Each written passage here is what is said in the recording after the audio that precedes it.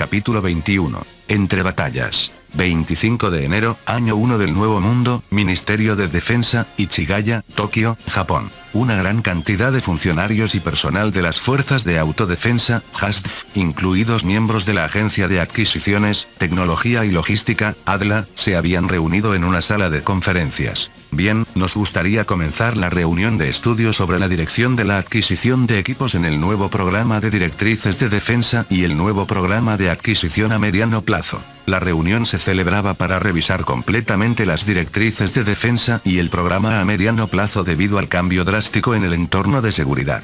Originalmente, debería haberse celebrado antes, pero se pospuso debido al incidente de Esashi. Primero, si debemos o no heredar las direcciones de las directrices y el programa a mediano plazo anteriores, que se centraban en China, Rusia y la península coreana como principales adversarios. La política básica para el aire y el mar era mantener la cantidad, incluso sacrificando algo de calidad, para hacer frente a la superioridad numérica de China, y utilizar la capacidad de combate colaborativo en red, C, para contrarrestar. La realidad es que el enemigo actual es superior en número a China. Sin embargo, la brecha tecnológica es abrumadora. Creo que deberíamos heredar la política tradicional mientras cambiamos el enfoque para hacer frente a un ataque de saturación con una cantidad aún mayor. Sin embargo, también debemos considerar la posibilidad de hacer frente a la nación mencionada en la información de Estados Unidos que posee acorazados, y otras naciones de ese mundo. Antes de eso, hemos recibido instrucciones del primer ministro para considerar el fortalecimiento de la capacidad de proyección de poder, External Deployment Capability, incluyendo una revisión constitucional, debido al cambio drástico en el entorno de defensa. Dado que el Reino Unido y Singapur han declarado formalmente un sistema de seguridad colectiva para las naciones insulares y archipelágicas, ¿no deberíamos considerar nuestra participación como premisa? El entorno de seguridad ha cambiado demasiado, por lo que hay una montaña de temas a considerar. Comencemos primero con la Fuerza Aérea de Autodefensa. La modernización del radar AESA del F-15 y el aumento de la carga de misiles se ajustan a la situación actual y deben continuar. Sin embargo, ¿qué hacemos con el Sistema Integrado de Guerra Electrónica, IEUS? Honestamente, si el Sagrado Imperio de Asgard es el enemigo, no es necesario. Si no vamos a realizar futuras modernizaciones, el tanque de combustible conforme, CFT, también sería una opción. No es peligroso no considerar a las naciones modernas. La situación es esta, incluso con solo el plan de modernización del F-15. ¿Qué tal si cambiamos completamente la perspectiva? Los misiles son demasiado caros para contrarrestar grandes cantidades. Deberíamos considerar la introducción de armas láser. Si se va a montar en el F-15J, creo que se podría minimizar la modernización y las pruebas colgándolo debajo del centro del fuselaje con la misma forma que un tanque de combustible. Sin embargo, para tener la potencia necesaria para derribar un avión, el tiempo de irradiación se limitaría a unos pocos segundos. Con el láser de gas, el problema sería el número de disparos, y con el láser de estado sólido, sería la potencia o la durabilidad. Un microondas dirigido es más realista, pero también tenemos problemas de consumo de energía y potencia si se monta en el F-15. No hay soluciones fáciles. En particular, las aeronaves están muy limitadas por la aerodinámica, el peso y el tamaño. ¿Qué tal si modificamos el P-1 o el C-2 para instalar un dispositivo de irradiación láser? ¿No sería de uso limitado a pesar del tiempo y el esfuerzo que requeriría? Sería más rápido y barato revivir el plan del crucero aéreo. Al final, utiliza una gran cantidad de misiles guiados, por lo que el costo operativo es alto. Es un dilema entre el láser, que es costoso de desarrollar pero tiene un bajo costo operativo, y los misiles. El debate fue polémico, pero el tiempo apremiaba. Les esperaba la tarea extenuante de rehacer la solicitud de presupuesto para el año fiscal actual desde cero, al mismo tiempo que se celebraba la reunión para decidir la dirección de la adquisición de equipos, se celebraba otra reunión en una sala diferente. Los participantes aquí eran aún más diversos que los de la reunión anterior. Personal de traje y uniformado del Ministerio de Defensa, incluyendo personal de apoyo del Estado Mayor Conjunto y personal de las operaciones de Esashi, incluido el coronel Kichiryu, que fue llamado de vuelta después de trabajar casi toda la noche. Además, estaban representadas todas las agencias cuyos empleados realizan trabajos peligrosos, como la Agencia Nacional de Policía, el Departamento de Policía Metropolitana y la Agencia de Guardacostas. El nombre de la reunión era Comité de Estudio sobre Recompensas por Contribuciones Desinteresadas de Servidores Públicos en Situaciones de Emergencia. En esencia, se estaba considerando la compensación para el personal de las fuerzas de autodefensa herido o muerto en combate, pero se invitó a todas las agencias gubernamentales cuyos empleados corren peligro de muerte en caso de emergencia. La reunión tenía como objetivo estudiar si se podría ofrecer una suma global y una condecoración, ya que una pensión como la del Kindaikunsha Orden del Milano Dorado, ya descontinuada, no era factible. En realidad, era una reunión celebrada para decir que se había celebrado, ya que era un tema empujado por el lado político debido a la presión de los medios, y el punto de acuerdo ya estaba decidido. En el Ministerio de Defensa, se llevaban a cabo diversas reuniones de todo tipo con gran actividad. 25 de enero, año 1 del Nuevo Mundo, guarnición de Higashi Chitose, Hokkaido, Japón. El número de residentes había aumentado de 1 a 2. Aunque se esperaba que los otros soldados capturados en Esashi fueran traídos por tierra, por lo que el período en que solo habría 2 sería muy corto. Mientras yo sufría, tú estabas aquí con 3 comidas y siestas pagadas. Al ver que el edificio, que claramente era una instalación provisional improvisada, tenía iluminación, aire acondicionado y plomería, se asombró del poder nacional del país contra el que había luchado y sintió ganas de golpear al teniente general Arnold, que había vivido una vida con todo servido mientras la gente sufría. No, dices eso, pero ¿cuánto crees que he sufrido? Cooperar con el trabajo de traducción para que podamos negociar, rogar a la fuerza de desembarco que garantice las vidas de los prisioneros. Honestamente, no tengo suficientes estómagos. ¿Por qué hablas como si hubiera terminado? ¿Qué harás si este país decide atacar nuestra patria? Se supone que yo debo encargarme de eso también. Dado que no hay canales diplomáticos, ¿quién más lo va a hacer? Ante la declaración del general de división Rambald de que él era el embajador plenipotenciario, el teniente general Arnold sintió que su conciencia se desvanecía de nuevo. 25 de enero, año 1 del Nuevo Mundo, autopista de Hokkaido, Japón. Una caravana de grandes vehículos de escolta, con coches de policía y vehículos de las fuerzas de autodefensa delante y detrás, avanzaba por la autopista D, designada como ruta de transporte de emergencia y libre de tráfico civil, con destino a la guarnición de Higashi Chitose. En uno de ellos viajaban juntos los tripulantes de un tanque. Eran los tripulantes del vehículo que dejó de funcionar de verdad en la ofensiva al sur de Esashi, después de sabotearlo con el pretexto de una avería simulada del motor. Sin embargo, qué país tan asombroso. Estaban asombrados no solo por los vehículos que seguían circulando a casi 100 km por hora, sino también por la gigantesca infraestructura de carreteras que lo permitía. Nuestros camiones no podrían seguirles el ritmo ni siquiera a toda velocidad. Antes de eso, si corrieran a toda velocidad, algo se rompería. Oye, este vehículo tiene aire acondicionado, ¿verdad? Aunque el Sagrado Imperio de Asgard también tenía aire acondicionado, era un dispositivo grande que no podía miniaturizarse. Podía instalarse en barcos, pero era imposible de montar en un vehículo, a menos que se transportara solo para ese fin. ¿Cómo es que nuestro país se atrevió a hacer la guerra contra un país como este? Bueno, supongo que pensaron que estaban invadiendo la República de Oriase. Si lo hubieran sabido desde el principio, dudo que lo hubieran hecho. A pesar de ser prisioneros de guerra, sus expresiones eran optimistas. La razón era que una noche de detención en Esashi les había revelado que se les proporcionaría 3 comidas al día y se garantizaría su seguridad. Dejando eso de lado, ¿qué haremos después? El comandante del tanque bajó la voz, preocupado por los otros prisioneros sentados cerca. Si prometemos no hostigar a este país y regresamos, terminaremos siendo enviados a la guerra contra Oriase. En ese caso, dependiendo del campamento de detención aquí, sería mejor no regresar. Tenemos que pensar en cómo podemos evitar regresar a casa. Primero, debemos investigar el sistema político de este país y las regulaciones y el trato de los prisioneros de guerra. A pesar de ser militares de carrera, los hombres, que parecían totalmente desinteresados en su profesión, mostraban un gran entusiasmo por otros asuntos. Por cierto, en este país, Japón, existe una ley que establece el tratamiento de los prisioneros de guerra.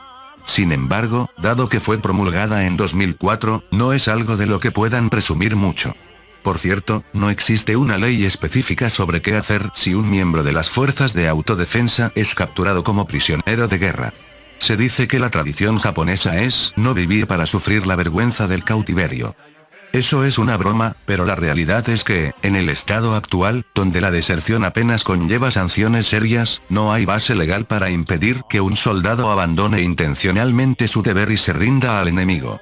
Como no hay consejos de guerra, la pregunta de qué hacer con estas situaciones está pendiente, pero lo más probable es que todos estén fingiendo no verlo porque el tema es demasiado complicado. Bien, tan pronto como lleguemos al centro de detención, empezaremos por contactar a los guardias e intentar entender el idioma. Aquí, se inició una actividad de recopilación de información, un UNINT, que el Sagrado Imperio de Asgard nunca recibiría y que no sería bienvenida en absoluto. 25 de enero, año 1 del Nuevo Mundo, Sala de Conferencias del Estado Mayor General, Capital Imperial Agartha, Sagrado Imperio de Asgard. Una conferencia imperial ante el emperador, con la presencia del 36º Emperador Sagrado de Asgard. Aunque estas reuniones siempre tenían un ambiente tenso, generalmente era una tensión de formalidad, ya que los asistentes se reunían a menudo. Sin embargo, esta conferencia imperial, sumada a una atmósfera pesada, provocaba que nadie, incluido el emperador, emitiera una sola palabra. Entonces, permítanme informarles sobre la situación actual. El ministro de Asuntos Militares, el asistente de más edad, rompió el pesado silencio, aunque su voz sonaba forzada. Lanzamos un ataque aéreo con la primera flota de portaaviones y una ofensiva de distracción con la fuerza de desembarco para retirar las tropas de la nación desconocida. Esta fue la política decidida en una reunión anterior a la que el emperador no asistió. Como resultado, los 240 aviones de la primera oleada de ataque de la primera flota de portaaviones no regresaron. La primera flota de portaaviones fue atacada mientras preparaba la segunda oleada y fue aniquilada. Y la aniquilación no era una estimación de pérdida de capacidad, sino la aniquilación literal. La flota nacional ya no existe, y ahora la primera flota de portaaviones ha desaparecido. Como resultado, nuestra capacidad de flota se limita a la segunda flota de portaaviones, compuesta principalmente por portaaviones ligeros más pequeños cuya misión principal es el reconocimiento. La cuarta flota, encargada de la defensa de los territorios de ultramar. Y solo quedan buques pequeños. Además, la ofensiva terrestre también fracasó. Desencadenó una ofensiva de las fuerzas terrestres enemigas, y el primer cuerpo de ejército, la fuerza de desembarco, perdió todas sus unidades blindadas y se rindió. La fuerza de desembarco no es una fuerza considerable a ojos del ejército, pero la armada, francamente, es irrecuperable. Sin embargo, no todo es oscuridad.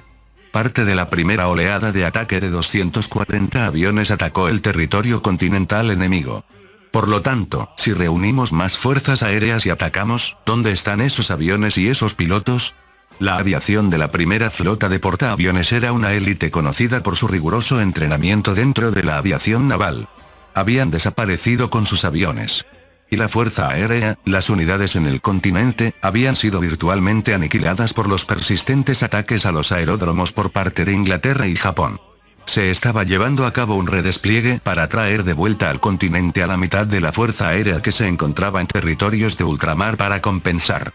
La primera flota de portaaviones era, de hecho, la última fuerza aérea que podían usar para la ofensiva. Honestamente, creo que deberíamos considerar la rendición. El primer ministro hizo una sugerencia clara, algo que nadie se había atrevido a mencionar hasta entonces. Miserable. ¿Cómo se atreve en presencia de su majestad? ¿Está usted cuerdo? Los otros ministros y jefes de Estado Mayor lo insultaron uno tras otro, pero ninguno parecía decirlo en serio. En el fondo, todos pensaban que la rendición era inevitable dependiendo de las condiciones. Sin embargo, no tenían absolutamente nada que pudieran usar como moneda de cambio con el enemigo, y al ritmo actual, tendrían que aceptar cualquier cosa que se les impusiera. En primer lugar, ¿qué haremos si esa nación resulta ser una dictadura de partido único como Oriase, o incluso un estado comunista? Incluso si lo fuera, ¿lucharemos hasta que no quede un solo ciudadano? El emperador permaneció con los ojos cerrados, sin abrir la boca. Este era un país que había estado en guerra con la República de Oriase y otras naciones rivales durante más de 100 años. Nadie sabía cómo poner fin a una guerra. Es fácil comenzar una guerra, ya que puede iniciarse si cualquiera de las partes lo desea. Es difícil terminar una guerra, porque no termina a menos que ambas partes lo deseen. El imperio cayó perfectamente en este patrón. Cuando querían terminarla, la otra parte estaba sedienta de venganza. Cuando la otra parte quería terminarla, ellos estaban sedientos de venganza.